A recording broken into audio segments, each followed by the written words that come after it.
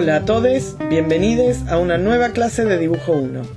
En este video vamos a trabajar con el primero de los sistemas de representación que vamos a ver durante esta cursada. Sistema de planta y vistas o sistema de proyección ortogonal. Sobre este tema tenemos un apunte teórico que les recomendamos leer, que lo vamos a subir con el práctico de esta semana junto con este video. Bueno, vamos a empezar con este tema que parece difícil y un poco lo es, así que pongan atención. Igual si se pierden pueden volver a ver el video, porque esto es la magia del cine.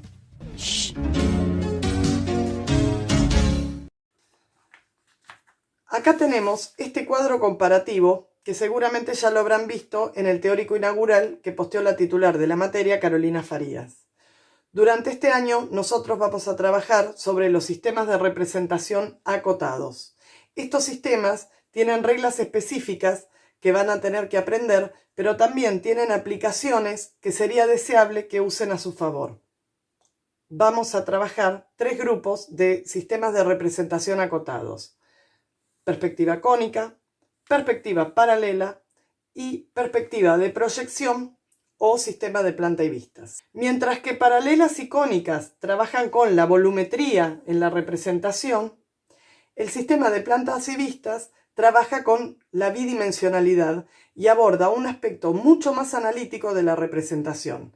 Analítico porque implica necesariamente analizar los modelos y sintetizarlos para poder representarlos a través de sus rasgos esenciales, para que, a partir de esta sintetización, sean reconocibles y no pierdan su identidad.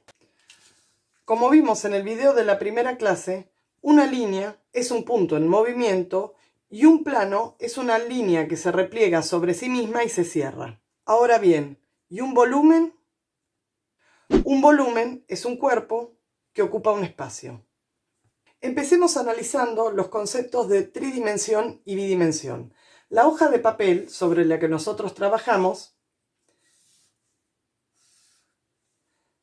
tiene dos dimensiones: alto y ancho. Es un plano y es bidimensional, o sea que no tiene profundidad. Por otro lado, el espacio físico que nosotros habitamos y los objetos contenidos en él tienen volumen, es decir, que tienen tres dimensiones: alto, ancho y profundidad. Estas tres dimensiones se representan mediante los ejes Z, X e Y.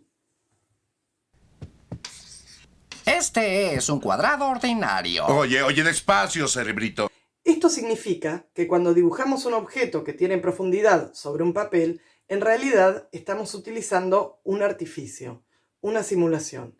Y precisamente lo que nos dan los distintos métodos de perspectivas son herramientas para crear esa simulación y que funcione visualmente.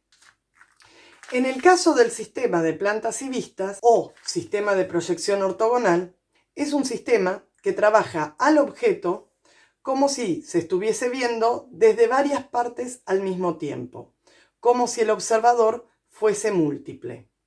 Supongamos que trabajamos con esta silla. Uno, como observador, puede ver que tiene volumen, es naturalista.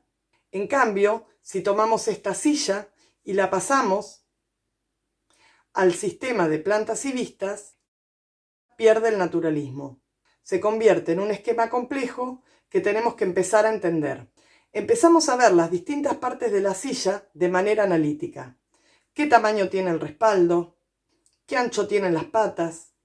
En este sistema, los aspectos morfológicos son más predominantes que los aspectos estéticos. Este sistema es puramente analítico y tiene varias particularidades que vamos a ir aprendiendo.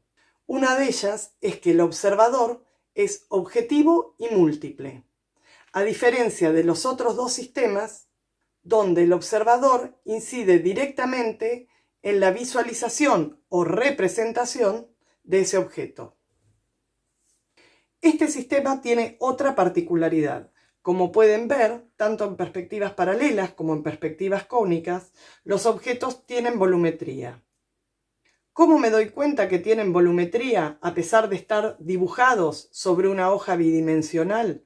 Porque muestran determinados indicadores espaciales que me permiten comprender que ese objeto tiene volumen. ¿A qué le llamamos indicadores espaciales?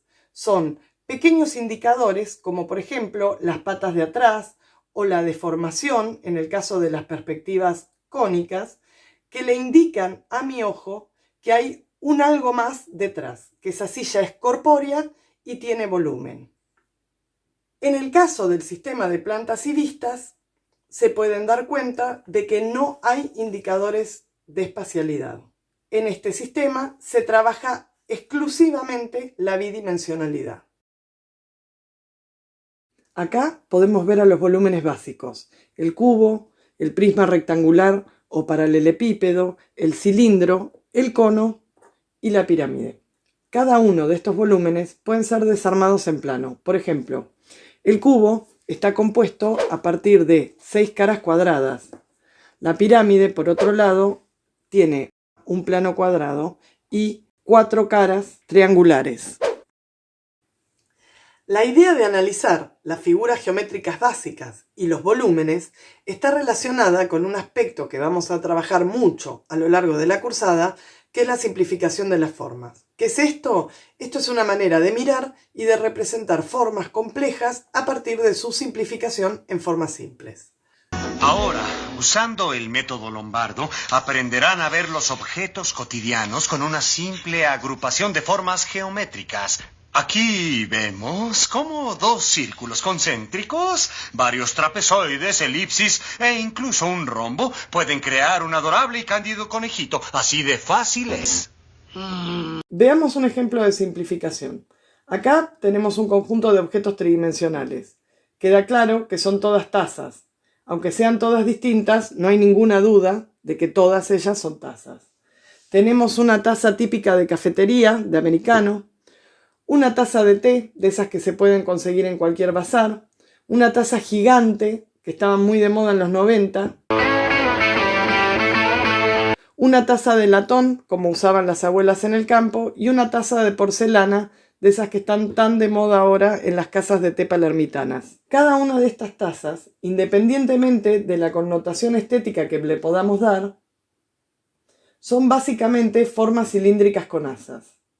Tenemos un cilindro regular, una media esfera, un cono, trunco, le falta la punta, etc. Esta aparente simplificación está atravesada por un montón de recursos reflexivos. Primero, una observación analítica del objeto. ¿Qué es el objeto? ¿Cómo es este objeto? ¿Para qué sirve? Luego de estas primeras preguntas básicas, avanzamos sobre otros aspectos a analizar. Cada una de estas tazas tiene una proporción intrínseca. La proporción intrínseca es la relación de tamaño entre las distintas partes del objeto. Por ejemplo, ¿qué tamaño tiene el asa con respecto al cuerpo de la taza? ¿Qué tamaño tiene la boca con respecto a la base? Etcétera. Todas esas son preguntas que uno se va haciendo a la hora de observar un objeto y analizar un objeto para luego poderlo dibujar.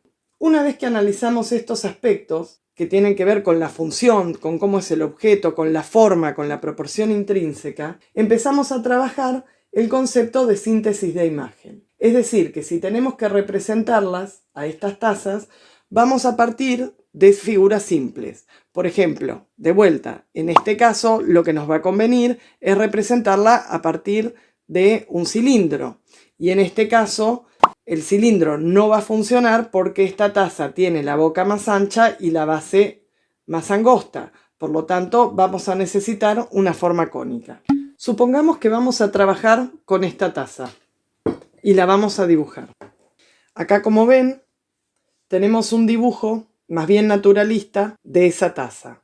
¿Por qué naturalista? Porque este dibujo tiene indicadores espaciales, las curvas, la boca de la taza, el volumen en el asa, que me hacen pensar que este objeto tiene un volumen, es decir, la figura tiene profundidad. Ahora bien, cuando trabajamos con planta y vistas, lo que hacemos es deconstruir el objeto en múltiples vistas, como si miráramos el objeto desde varios puntos de vista a la vez. y eso se produce a través del rebatimiento de planos. Para entender mejor las cosas, examinemos nuestro concepto de volumen. Si entendemos que el espacio está conformado por tres ejes, es decir, un eje vertical, el eje Z, un eje horizontal, el eje X, y otro eje horizontal, el eje Y, nos va a quedar el esquema de espacio tridimensional que vimos al principio del video. Ahora bien, si cada una de estas líneas que conforman los ejes nosotros las tomamos y las proyectamos hasta unirlas con el otro eje, lo que nos va a quedar va a ser un plano. Si hacemos lo mismo con los restantes ejes, el resultado va a ser una secuencia de tres planos, dos planos verticales y un plano horizontal. Esta es una concepción muy matemática del espacio que se llama espacio euclidiano. Si durante esta cuarentena les interesa aprender geometría, pueden googlearlo. Acá tenemos una maqueta que representa un poco lo que estamos viendo en papel. Este esquema de espacio tridimensional son tres planos, dos verticales y un horizontal, que están unidos a partir de tres ejes. Un eje vertical, dos ejes horizontales. Estos tres planos, a partir de ahora, van a empezar a llamarse vista frontal, vista lateral y planta. ¿Bien? Ok. Ahora supongamos que cada uno de estos ejes en realidad tiene una pequeña bisagra que nos permite mover el plano, abrir el plano, es decir, pasar del modelo tridimensional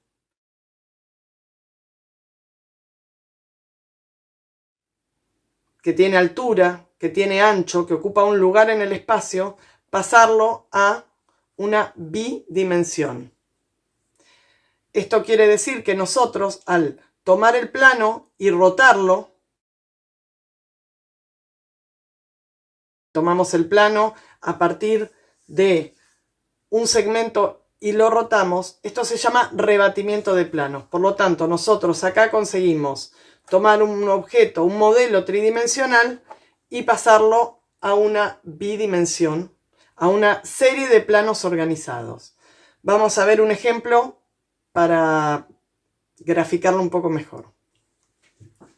Si tomamos el mismo modelo de espacio con el cual veníamos trabajando y en el medio le agregamos una taza, vamos a ver la representación de un espacio tridimensional con un objeto en el medio. En este caso una taza. Vamos a ver que esta taza ocupa un lugar que está determinado por su propia forma. Esto quiere decir que va a tener un alto, va a ocupar un espacio de alto, un espacio de ancho y un espacio de profundidad. Ahora bien, supongamos que podemos proyectar sobre cada uno de estos planos una de las caras que vemos del objeto. Y esta es la razón por la que el sistema se llama sistema de proyección ortogonal, porque las caras se proyectan ortogonalmente hacia el plano que tienen en el fondo. Vamos a traducirlo al castellano. Supongamos que estamos viendo el objeto de frente. La cara del frente la vamos a proyectar hacia el plano que tiene atrás. Ahora, la cara que estamos viendo frontalmente a la cámara, pero que es la cara lateral del objeto, la vamos a proyectar hacia el plano lateral.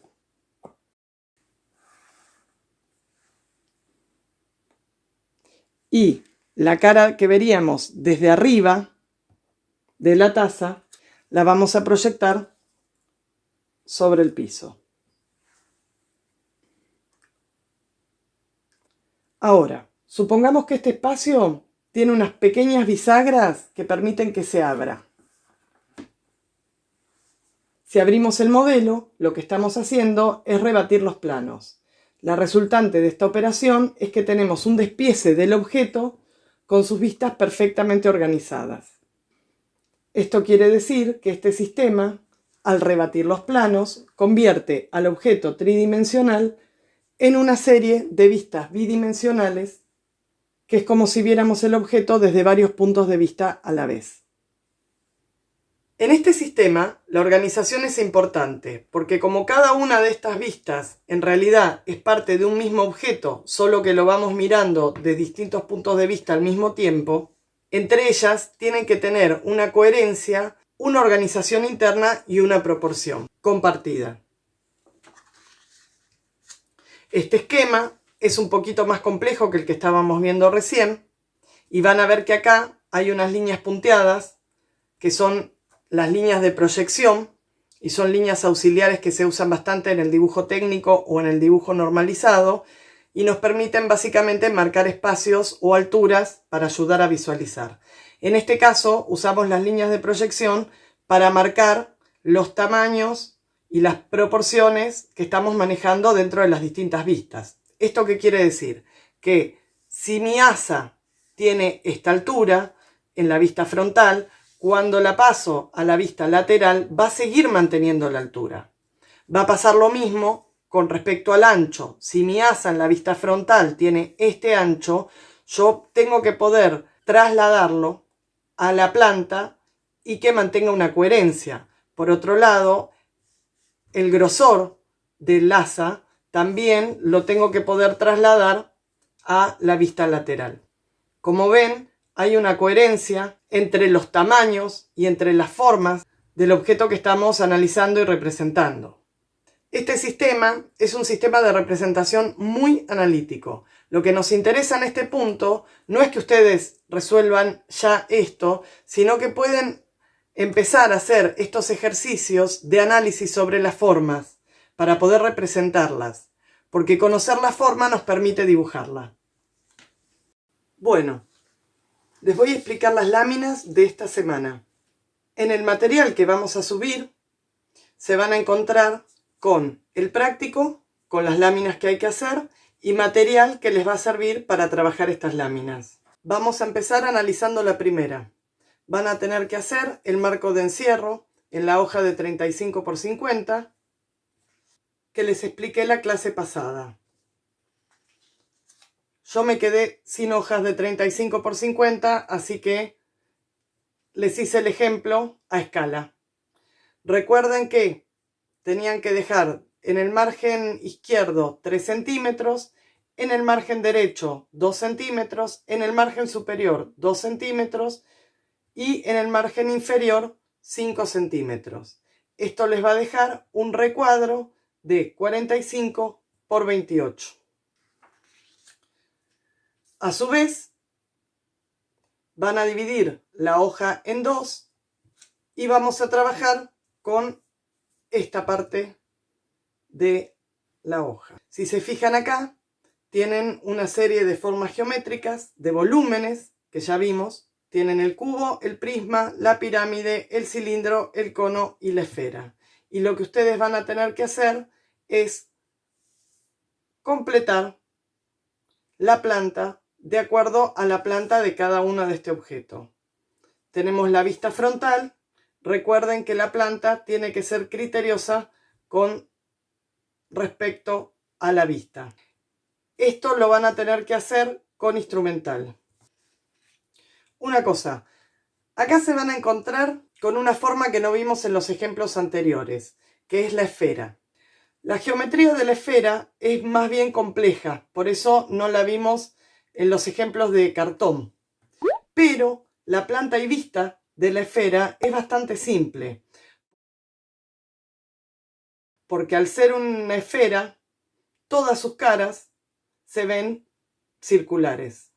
Es decir, que la vista frontal y la planta de la esfera van a ser círculos.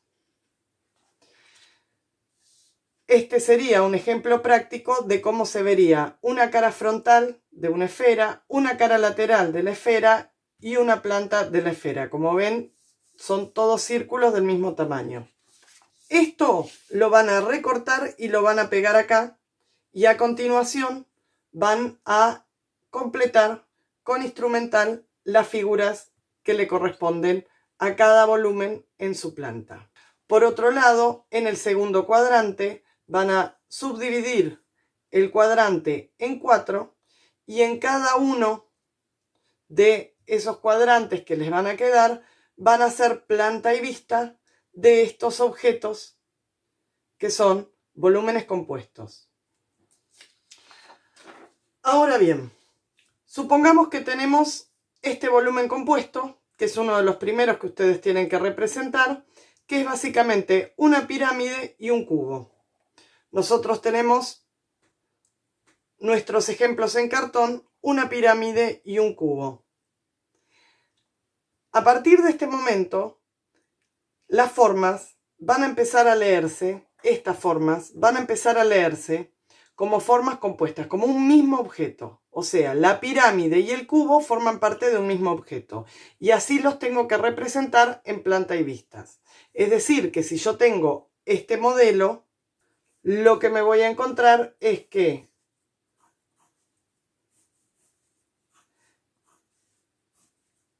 la cara frontal va a ser un cuadrado,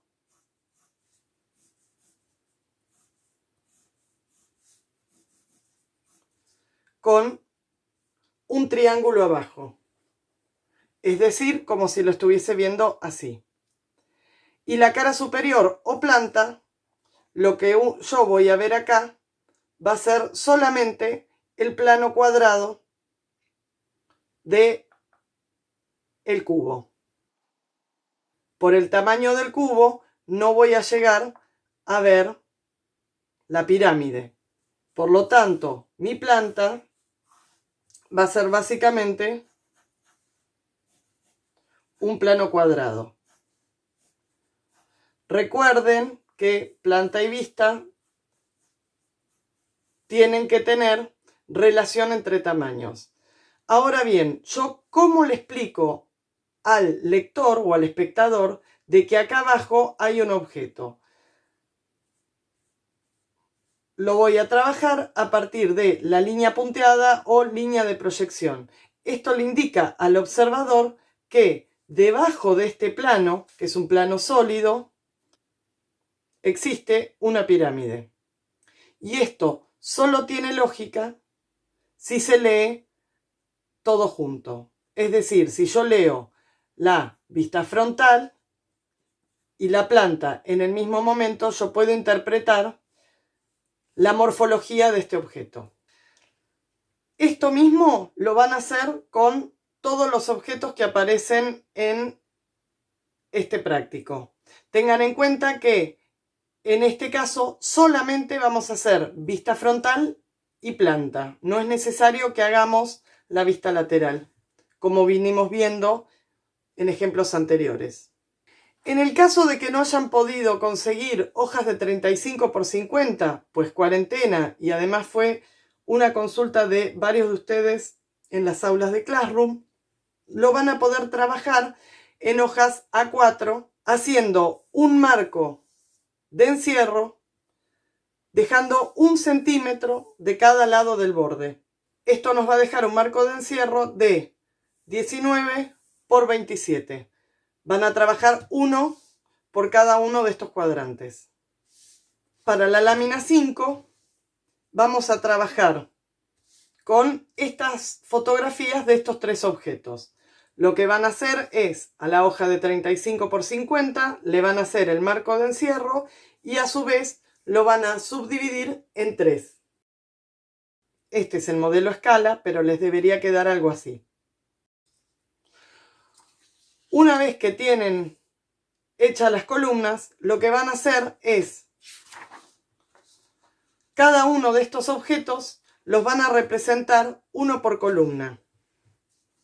Van a tomar, supongamos, la taza y van a hacer la representación a mano alzada, tal y como la ven en la imagen, y luego van a representar planta y vista frontal.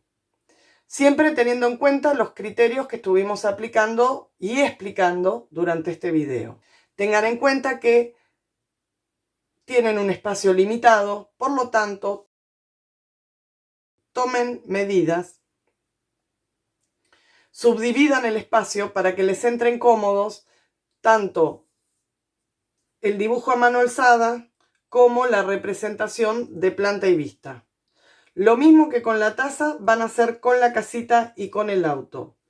Les recomendamos que analicen bien las imágenes, sobre todo las formas, que traten de ver con qué volumetría simple lo pueden vincular, cuáles son los detalles de las formas de los objetos. Por ejemplo, la casa tiene una abertura, como una puerta, también tiene una ventana. En el caso del autito, que es el más complejo de los tres, tiene algunos trucos, simplifíquenlos si no los pueden resolver o si ven que se les complica, pero traten siempre de que mantenga la identidad. La taza tiene que parecer una taza, la casita de juguete tiene que parecer una casita de juguete y el autito tiene que parecer un autito.